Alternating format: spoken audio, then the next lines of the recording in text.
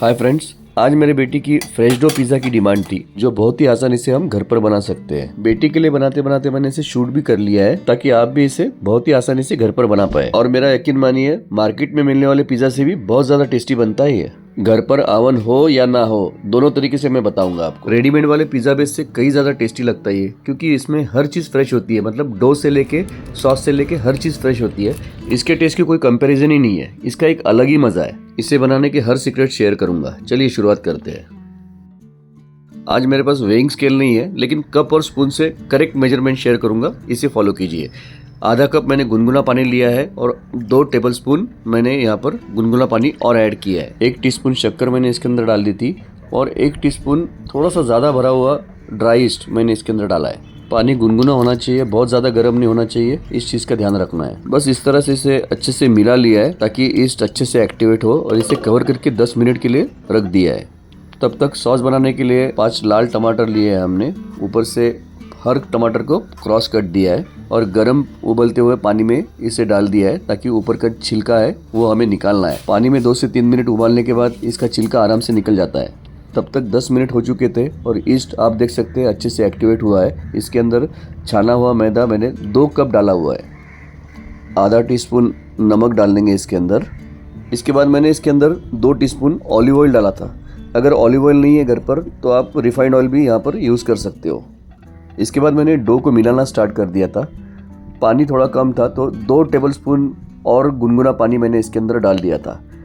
तो इसका मतलब टोटल हमने आधा कप प्लस 4 टेबलस्पून पानी इसके अंदर यूज़ किया हुआ है। डो को कम से कम 4 से 5 मिनट अच्छे से इसे गूंदना है। इस तरह से देखिए, जो नियोपॉलिटन पिज़्ज़ा बनता है वो उसे कम से कम 1 दिन पहले उसका जो डो है वो बनाया जाता है। डो को डिवाइड करके अच्छे से कंटेनर के अंदर एयर टाइट कंटेनर में रखकर इसे फ्रिज में रखा जाता है और नेक्स्ट डे निकाल के उसे रूम टेम्परेचर में लाके बनाया जाता है। आप ये डो इस तरीके से 1 दिन पहले बना के भी फ्रिज में रख सकते हैं, लेकिन ये जो पिज़्ज़ा है मैं तुरंत बनाने वाला हूँ। मतलब 1-1.5 घंटे के बाद ही बनाने वाला हूँ। डो को गूंद के ऊपर से थोड़ा सा हमने ऑलिव ऑयल लगा लिया है और इसे कवर करके रख दिया है।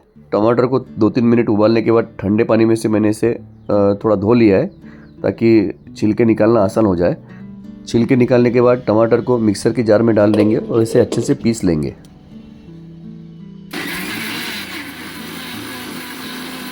एक छोटी हंडी मैंने मीडियम आंच पर रख दी है। सॉस बनाने के लिए इस छोटी हंडी में मैंने 1 टेबलस्पून ऑलिव ऑयल डाल दिया था। इसके अंदर डाल देंगे 10 चॉप की हुई लहसुन की पंखुड़ियाँ। लहसुन को 2 मिनट भूनने के बाद इसके अंदर डाल दिया था मैंने 1/4 टीस्पून काली मिरी पाउडर। चिली फ्लेक्स मेरे खत्म हुए हैं तो आप चाहे तो चिली फ्लेक्स डाल सकते हैं, लेकिन उसकी जगह पे मैंने आधा टीस्पून लाल मिर्च पाउडर इसके अंदर डाल दी है।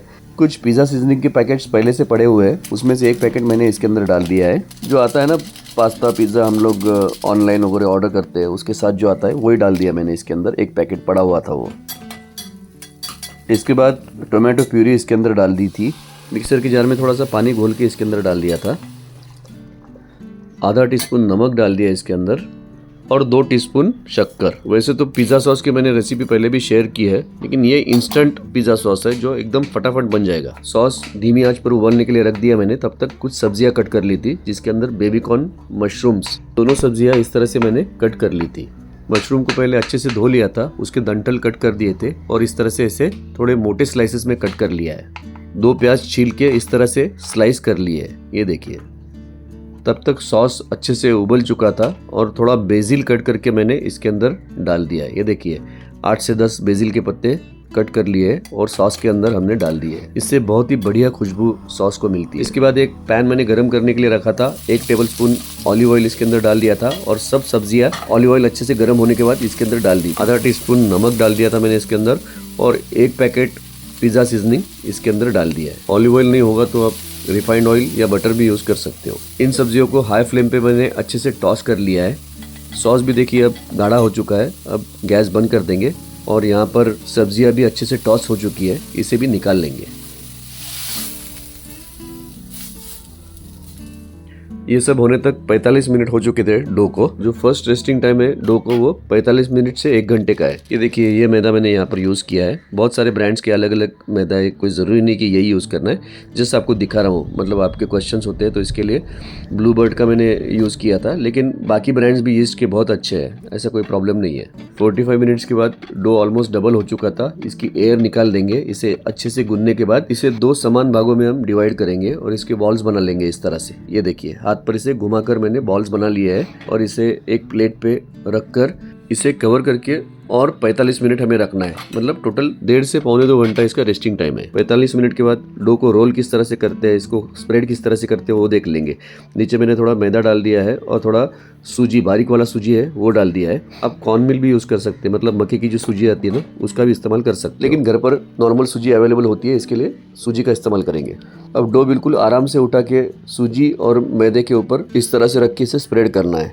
जो साइड की बॉर्डर है वो हमें रखनी है, लगभग 1 सेंटीमीटर की वो साइड की बॉर्डर रख के हमें बीच वाला पार्ट इस तरह से दोनों हाथों से स्प्रेड करते जाना है। ये देखिए बिल्कुल आसानी से आराम से ये स्प्रेड होता है, बिल्कुल जल्दबाजी नहीं करनी है, बस घुमाते जाना है और इसे बड़ा करते जाना है। ये देखिए, और नीचे जो रवा है और मैदा है उससे डो नीचे चिपकता नहीं है। अब सबसे पहले अवन में इसे किस तरह से हम बेक कर सकते हैं वो देखेंगे।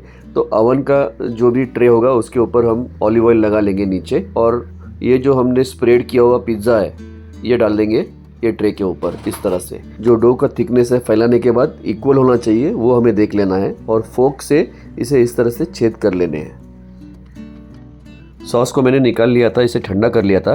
अब ठंडा होने के बाद ये सॉस इसके ऊपर स्प्रेड कर लेंगे अच्छी तरह से। देखिए कितना अच्छा कलर आया हुआ है और उसका थिकनेस भी बहुत अच्छा है। अलग अलग कंपनियों का डाइस्ड मोज़रेला आता है, ये मैं यूज़ करने वाला हूँ। तो ये सबसे पहले नीचे हमें स्प्रेड करना है, डाल देना है। इसके ऊपर डाल देंगे टॉस की हुई सब्जी। अब सब्जी अपने अपने पसंद के अनुसार आप इसके अंदर कम ज़्यादा कर सकते हो। कलर्ड पेपर्स, ऑलिव्स, एलेपेनोस ये सब भी आप डाल सकते हो। जो छोटे टमाटो होते हैं, चेरी टोमेटो जिसे कहते हैं हम, इसे भी मैंने स्लाइस करके डाल दिया है। ये देखिए ये फेता चीज़ मैं इसके ऊपर डाल रहा हूँ। ये बिल्कुल ऑप्शनल है वैसे, लेकिन इससे बहुत बढ़िया टेस्ट मिलती है पिज़्ज़ा को। थोड़ा सॉल्टी चीज़ होता है, ये भेड़ के दूध से बनता है। इसे इस तरह से क्रम्बल करके ऊपर से मैंने डाल दिया है। इसकी टेस्ट मुझे और मेरे बेटी को बहुत पसंद है, इसके लिए मैं इसका यूज़ कर रहा हूँ। वैसे ये ऑप्शनल है, और मोज़रेला चीज़ भी मैंने कम ही डाला है क्योंकि बहुत ज़्यादा चीज़ उसे पसंद नहीं है। तो आप चाहे तो मोज़रेला चीज़ की क्वांटिटी बढ़ा सकते हो। थोड़ा बेसिल का पत्ता मैंने ऊपर से डाल दिया है, और ये जो साइड्स है एजेस को ऑलिव ऑयल लगा लिया है। 15 मिनट इसी तरह से बाहर छोड़ देना है, इसके बाद बेक करना है। सबसे पहले मैंने ओवन सबसे हाई टेम्परेचर पे प्रीहीट कर लिया है। जो सबसे हाई टेम्परेचर 250 से 300 होता है घर के ओवन का। तो उसके बाद इसे बेक करने के लिए रखना है एक 15 मिनट के लिए सबसे हाई टेम्परेचर पे। अगर 250 डिग्री सेल्सियस या 300 डिग्री सेल्सियस जो भी आपका हायर टेम्परेचर होगा उस पर जस्ट चेक करते रहना है। 12 से 15 मिनट के बाद ये हो जाएगा, इसे निकाल लेंगे और इसे इस तरह से निकालना है। नीचे कोई भी जाली रख देनी है ताकि स्टीम नीचे से निकल जानी चाहिए, नहीं तो नीचे का बेस सॉगी होता है। साइड्स में थोड़ा ऑलिव ऑयल वापस से लगा लेंगे और 2 मिनट के बाद इसे कट करना है।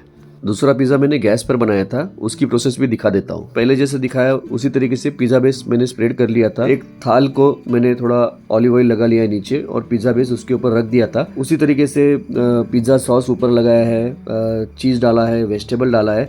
पैन के अंदर एक रिंग रख के ऊपर से ढक्कन रख के मैंने गर्म कर लिया था, प्रीहीट कर लिया था उसे। इसके बाद मीडियम फ्लेम पर इसे ढककर पकाया है कम से कम 45 मिनट के लिए। एक बार बीच में चेक कर लिया था लेकिन और थोड़ा टाइम लगेगा, तो वापस से पकाया इसे।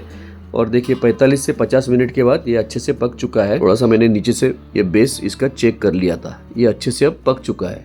इसे भी निकाल लेंगे। देखा आपने, इसे दोनों तरीके से हम बना सकते हैं, ओवन में या गैस के ऊपर। बिल्कुल बनाना आसान है, ये रेसिपी आप ज़रूर ट्राई करके देखिए। इसके बाद मैंने इसे कट कर लिया था। ये देखिए कितने अच्छे से ये बेक हो चुका है। बेस का जो नीचे का पार्ट है वो भी अच्छे से पक चुका है, उसे कलर भी देखिए कितना अच्छा आया है। ये देखिए, एक बार इसे बना के अगर खाते हैं ना तो रेडीमेड वाले पिज़्ज़ा बेस लाके उसका पिज़्ज़ा खाने का मन ही नहीं करता है।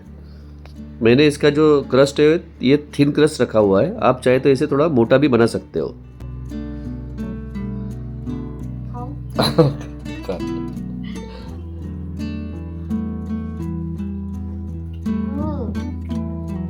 It's really good. You liked it? Yeah.